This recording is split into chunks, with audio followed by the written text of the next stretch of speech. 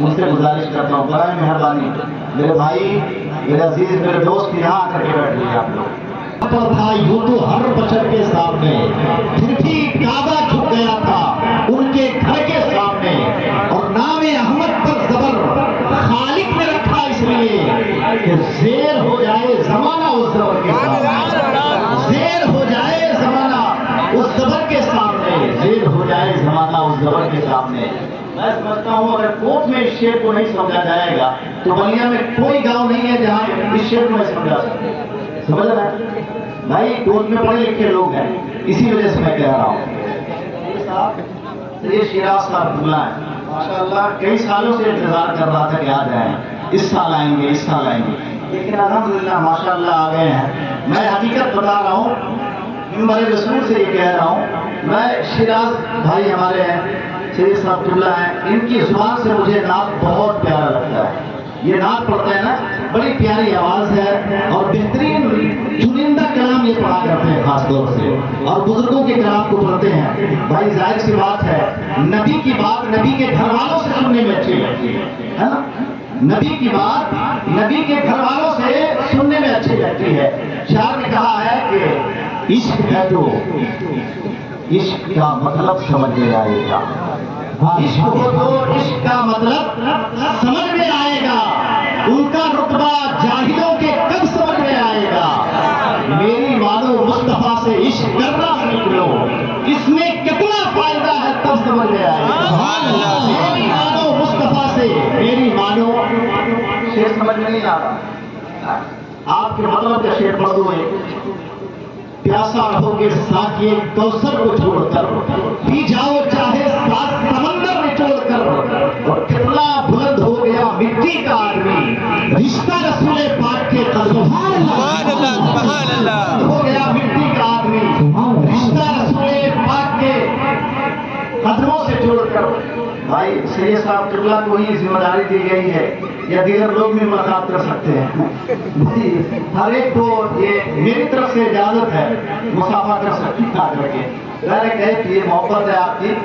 جگہ پہ بیٹھے رہیں شعر سنیں سبحان اللہ بس کہیں، میرے لیے الحمدللہ یہی کافی ہے، بیٹھ کر کے بس سبحان اللہ کہیں۔ پیاسا رہو گے ساقیے کوثر کو چھوڑ کر، پی جاؤ چاہے سات سمندر نچوڑ کر، اور کتنا بلند ہو گیا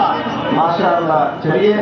چچا دعائیں ساتھ رہے۔ پیاسا رہو گے ساقیے کوثر کو چھوڑ کر، پی جاؤ چاہے سات سمندر نچوڑ کر، اور کتنا بلند ہو گیا مٹی کا آدمی، رشتہ رسول پاک کے قدموں سے جو۔ میرے چچا کھڑے ہیں، اچھا نہیں لگ رہا ہے یار، ہم لوگ بیٹھے ہوئے ہیں یہاں، آجے آجے بیٹھے ماشاءاللہ۔ ارے بابا جس کو شعر سمجھ میں آئے گا نا وہی یہاں پر آتا ہے، سمجھ رہے۔ شاعر نے کہا کہ عشق ہو تو عشق کا مطلب سمجھ میں آئے گا، ان کا رتبہ جاہلوں کے کب سمجھ میں آئے گا، میری مانو مصطفیٰ سے عشق کرنا سیکھ لو، اس میں کتنا فائدہ ہے تب سمجھ میں آئے گا۔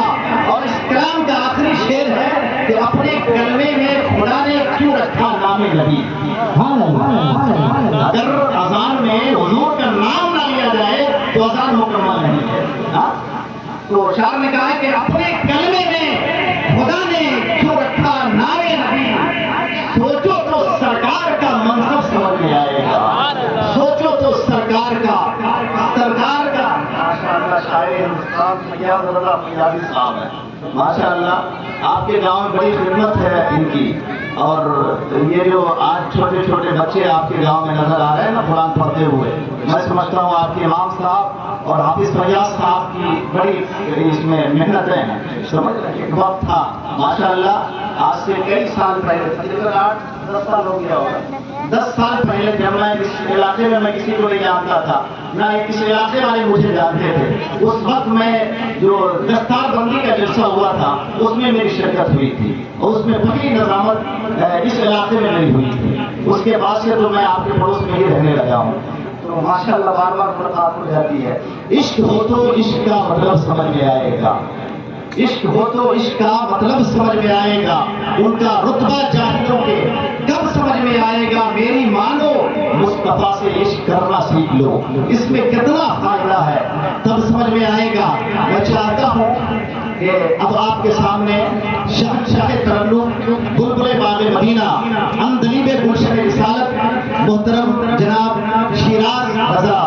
سے گزارش ہے کہ آپ تشریف لائیں، ان کا خیر مقدم کر لیں آپ. نعرہ تکبیر و رسالت کے چاہو نعرہ تکبیر، نعرہ تکبیر، نعرہ رسالت، نعرہ رسالت، جشن عید میلاد النبی، تاجدار ختم نبوت، لبیک یا رسول اللہ، لبیک یا رسول اللہ، لبیک یا رسول اللہ، اللہ اکبر یا رسول اللہ. ہنسی ہو کہ ستاروں کی ادائیں سب آپ پر قربان ہے، تشریف تو لائیں.